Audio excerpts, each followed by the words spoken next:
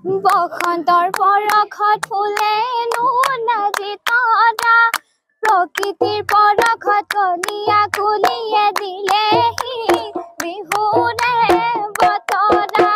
শুনিলে ঐ ঢোলৰ মাত বিহু বিহু লাগে গাত শুনিলে ঐ পেপাৰ মাত চেতনা নাথাকে গাত কোকাইটি ঐ বিহু বিহু লাগিছে নাচো নাচো লাগিছে গাত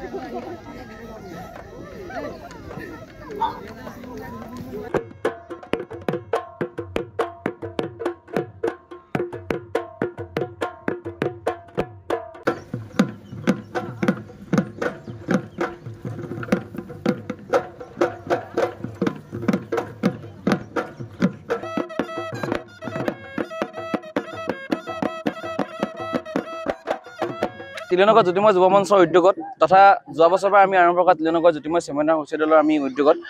প্ৰায় আমাৰ গাঁৱৰে কণ ভাইটি ভণ্টিসকলক আমি 15 দিনীয়াকৈ আমি এটা বিহু নাচৰ আৰু বিহুৰ ঢোল বাদ্যৰ আমি এক আখৰা অনুষ্ঠিত কৰিছিলোঁ আৰু প্ৰায় আমাৰ এইখন গাঁৱৰে 80জনতকৈও অধিক আমাৰ কণ ভাইটি ভণ্টিসকলে আমাৰ এই আখৰাত আহি যোগদান কৰিলেহি তাৰ লগতে আমাৰ এই অঞ্চলৰ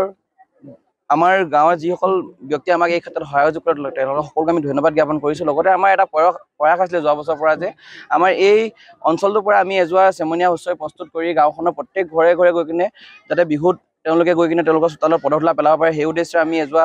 হুঁচৰি চেমনীয়া হুঁচৰি দল যোৱা বছৰ আমি গঠন কৰিছিলোঁ আৰু ঠিক সেইদৰে এইবছৰ আমি এই জ্যোতিময় চেমনীয়া হুঁচৰি দলটি গঠনৰ উদ্দেশ্যে আমি 15 দিনীয়াকৈ বিহু নাচ আৰু ঢোল বাদ্যৰ আখৰা আজি আমি অনুষ্ঠিত কৰিলোঁ যোৱা 20 মাৰ্চৰ পৰা অনুষ্ঠিত হোৱা এই আখৰা আজি সমাপ্তি ঘটিছে আৰু এই আখৰাত অংশগ্ৰহণ কৰা আমি সকলোকে ধন্যবাদ জ্ঞাপন কৰিছোঁ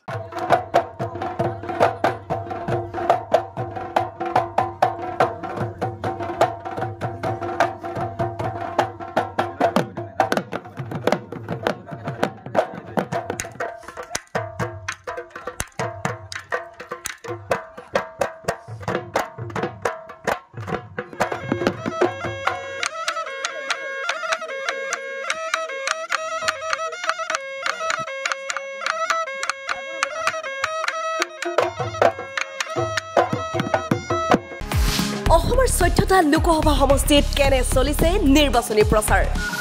এইবাৰ জনতাই বিচাৰিছে কোনটো দলক পুৱাৰ পৰা নিখালৈ কেনেকৈ চলাইছে নেতাই প্ৰচাৰ 14টা সমষ্টিৰ ভোটাৰৰ মনৰ কথা